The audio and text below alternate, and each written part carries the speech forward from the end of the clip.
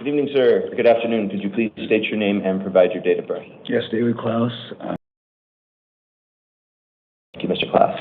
Mr. Klaus, you are here on a Superior Court new case. I find probable cause for the allegations of one count of possession or use of dangerous drugs. That's a Class 4 felony. One count of possession or use of drug paraphernalia, which is a Class 6 felony. I've appointed you an attorney. Your case will be heard at the downtown Phoenix Superior Courthouse. You have a status conference July 12th, 8:31 a.m., and a preliminary hearing July 16th at 8:31 a.m. Mr. Klaus, you were on felony release at the time you were arrested on these new felonies, and by law that means you are non-bondable at this time. So you will have an evidentiary hearing July 15th, 1:30 p.m. The judge at that time will determine whether you are bondable and what your bond and release conditions will be. Mr. Klaus, do you have any questions? No. All right. Thank you, sir. Good luck to you. Elijah James and then Giovanni Fernandez will be on deck.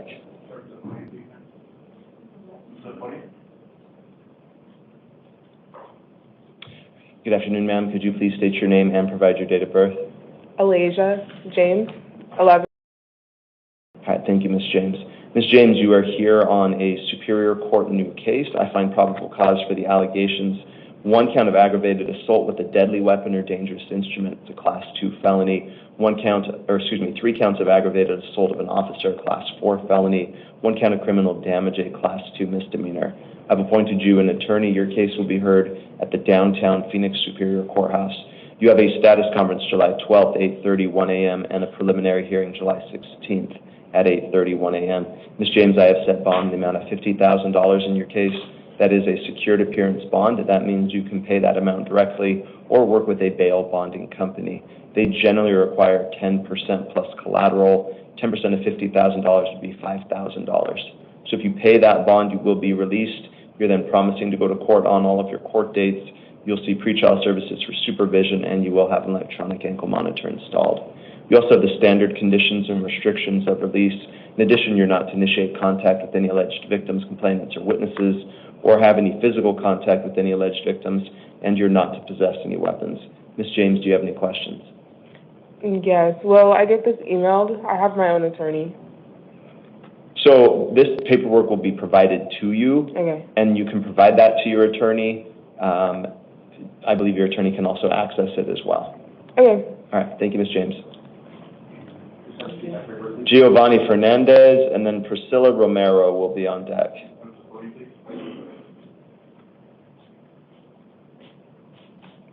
Good afternoon, sir. Could you please state your name and provide your date of birth? Giovanni Peñuelas Fernandez. Thank you, Mr. Fernandez. Mr. Fernandez, you're here on a Superior Court new case. I find probable cause for the allegations. One count of aggravated assault with a deadly weapon or dangerous instrument, a Class 2 felony. One count of aggravated assault of an officer, a Class 4 felony. One count of unlawful flight from law enforcement in a vehicle, a Class 5 felony. One count of endangerment, a Class 6 felony. One count of DUI, a Class 1 misdemeanor. One count of DUI at the BAC of .08 or more, a Class 1 misdemeanor. One count of reckless driving, a Class 2 misdemeanor. One count of excessive speed, a Class 3 misdemeanor. I've appointed you an attorney. Your case will be heard at the downtown Phoenix Superior Courthouse. You have a status conference July 12th, 8:31 a.m., and a preliminary hearing July 16th at 8:31 a.m. Mr. Fernandez, I am setting bond the amount of $25,000. That is a secured appearance bond. That means you can pay that directly or work with a bail bonding company. They generally require 10% plus collateral. 10% of $25,000 would be $2,500.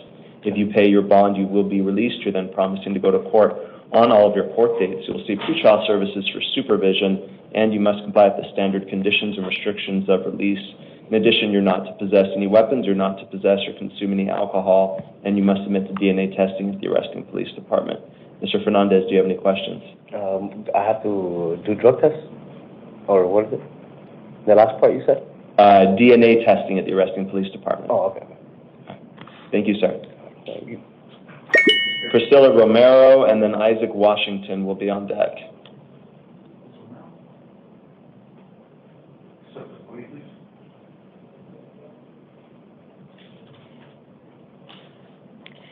Good afternoon, ma'am. Could you please state your name and provide your date of birth?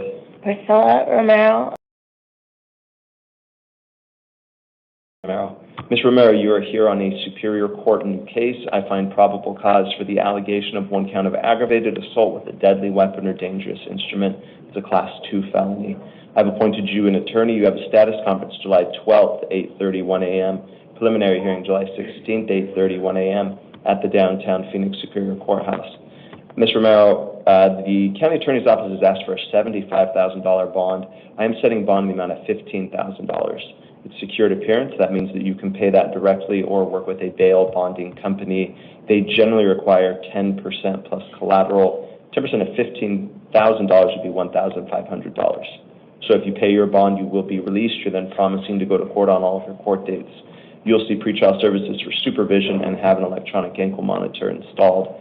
You also have the standard conditions and restrictions of release. In addition, you're not to return to the scene of the alleged crime. You're not to initiate contact with any alleged victims, complainants, or witnesses, or have any physical contact with any alleged victims. You're not to possess any weapons. You must find an alternative residence, provide proof of the same to the court, and you must obey the terms of any order of protection or injunction against harassment. So you can have no contact with the alleged victim for any reason, even if he contacts you first, and you cannot reside at the same location, even if you are an owner or renter of the residence. You are entitled to one civil standby. That's where you contact local law enforcement. You schedule a time to meet an officer who will then escort you to the residence so you can obtain your essential belongings. Please be aware a violation of a no victim contact order may result in a charge of aggravated harassment, which is a Class 6 felony. Ms. Romero, do you have any questions? No, Your Honor. Thank you, ma'am. Thank you. Isaac Washington and then Devontae Robinson will be on deck.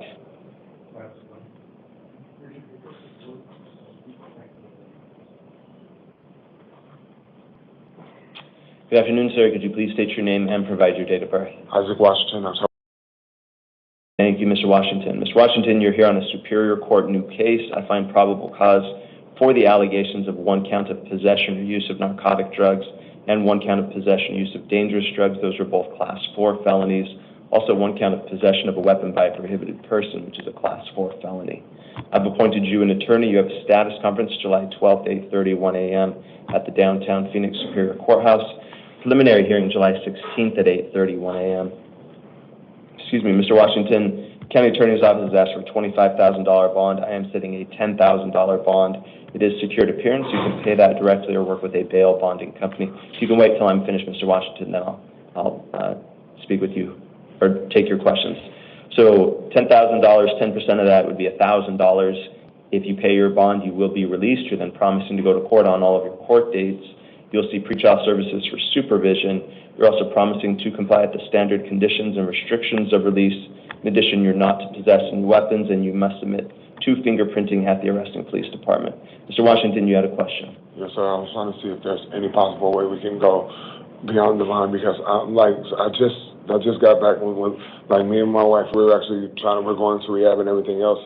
And right about now, I do not have the funds. I just started a job right now, but she really needs me right now. Like she really, really needs me.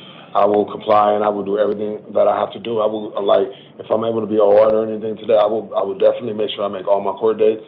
I will make sure that I do everything, according to what I have to do. I've been down this road before, sir, and I really don't want to go back down this road. If you could just give me this leniency to just be released today, sir, I'll make sure I will comply with everything. Please. Please. Please. Just give me one moment, sir.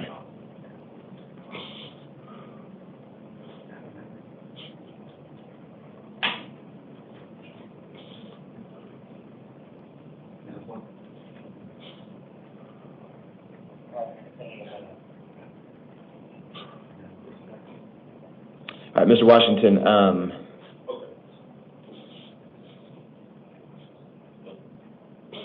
so the biggest issue here is the possession of the weapon allegation. Yeah. And that was I had a pocket knife on me. I didn't have a firearm or anything on me. No, I understand you didn't have a firearm, which is why I was, reducing the bond considerably from what the county attorney wanted it to be. I live in South Phoenix, so it's dangerous out there, so I just wanted to make sure I could protect myself. No, and I am sympathetic to that, but do you understand that, I don't know the exact length, but it was reported that your blade was 10 inches, and so that's what puts that into the dangerous weapon territory. I don't know the length, but I'm just wanting you, do you understand that having a knife would classify as a dangerous weapon, which is what then would trigger that charge? I do understand that now, sir. Like, I really didn't know the lengths or anything of that sort.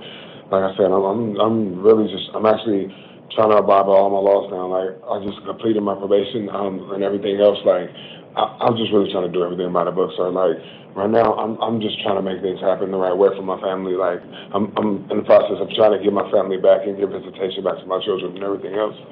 So, like, I really don't have no money to pay no bond, sir. And me being away from my wife right now, it's like, that'll cause some psychological problems with her as well. Like, right now, I'm really her support system. Okay. And like I said, if there's any way you can, just let me out on all. I will make sure. I will make sure. I will guarantee you myself personally to make it to every court date, to make it to anything I have to do.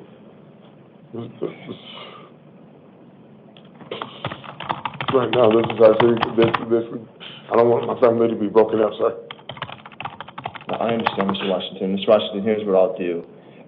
What I'll do is a supervised release with an ankle monitor. That's perfect. Okay? That's perfect. So that means you should be leaving today. There's a possibility it won't be till tomorrow, but it should be today.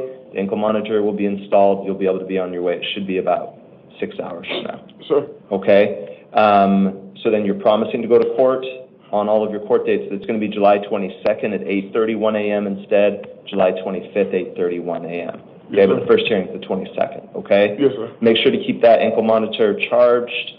They'll go over the instructions for that ankle monitor, and then it's those same conditions and restrictions of release. Yes, sir. All right, and Mr. Washington, a big part of that, the reason I'm doing that too, is I don't see that you have any criminal history since 2020, so it seems to me that you are doing a good job turning your life around. I don't want to get in the way of that. Thank you, sir. Thank you, Mr. Washington. Good luck to you. Thank you. You're welcome. Just have to see out there, I'll get you.